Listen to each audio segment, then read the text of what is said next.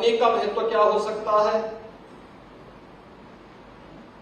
और खासतौर पर पुलिस फोर्स के लिए जिसके ऊपर एक बड़ी जिम्मेदारी होती है आंतरिक सुरक्षा और कानून व्यवस्था की स्थिति को बनाए रखने की,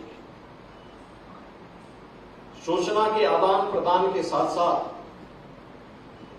अन्य महत्वपूर्ण जानकारी को लेना, सटीक जानकारी तत्समय सभी स्थलों तक पहुंचाना, उसमें पुलिस दूरसंचार विभाग की एक बड़ी भूमिका होती है। मुझे याद है जब देश के सबसे बड़े सांस्कृतिक आयोजन कुंभ 2019 में प्रयागराज के आयोजन का अवसर हमारी सरकार को प्राप्त हुआ था। पहली बार इतना बड़ा आयोजन उत्तर प्रदेश में था। कुंभ के आयोजन हजारों वर्षों से चली आ रही एक विरासत का हिस्सा है, लेकिन आयोजन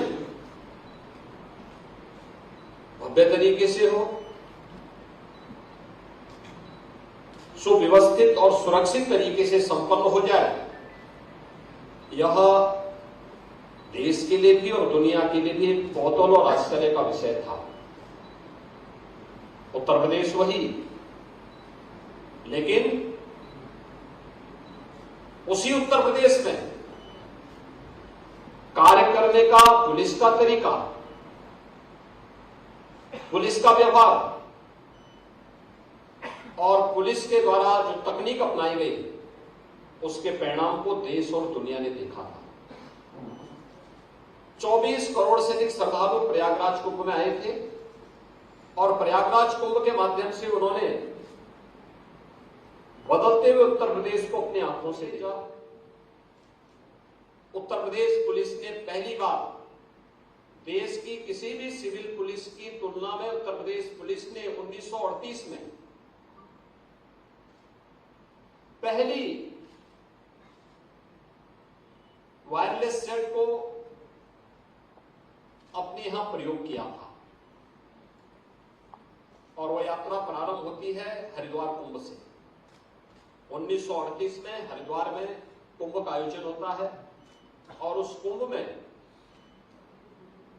पुलिस रेडियो विभाग की स्थापना के साथ ही हम टेलीकम्युनिकेशन के किस साधन का उपयोग करें कि इतनी भीड़ में सूचनाओं का आदान प्रदान किया जा सके, किसी भी भगदड़ में, किसी भी अफवाह से लोगों को बचाया जा सके। तो उस समय पुलिस ने सहारा लिया था 3 हाथियों के दल का, जिसके माध्यम से टेलीकम्युनिकेशन के का कार्य उत्तर प्रदेश पुलिस ले रही थी।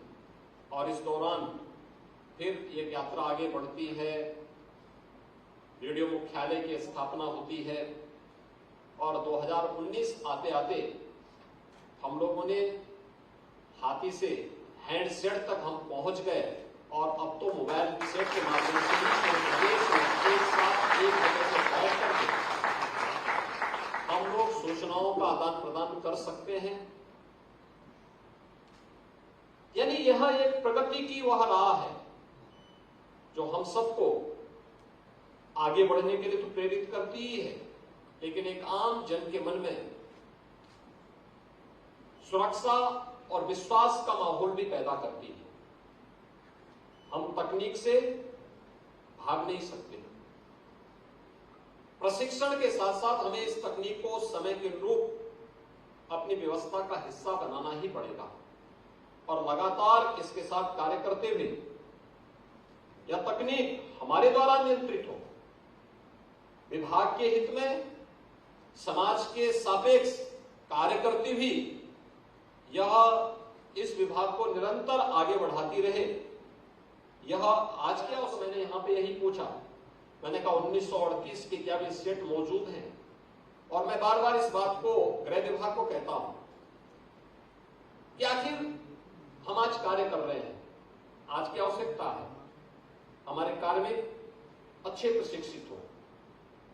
जितना अच्छा प्रशिक्षण हम उनको देंगे उतने अच्छे परिणाम उनके माध्यम से आएंगे। हम उन्हें अत्याधुनिक इक्विपमेंट दें, हम उन्हें अच्छे साधन दें, अच्छी व्यवस्थाएं दें, लेकिन साथ साथ अपने इतिहास को भी सुरक्षित रखने की तैयारी हमें करनी चाहिए। हर पुलिस लाइन में, हर पीएससी की बहानी में हमारे पास एक छोटा सा म्यूजियम भी होना चाहिए।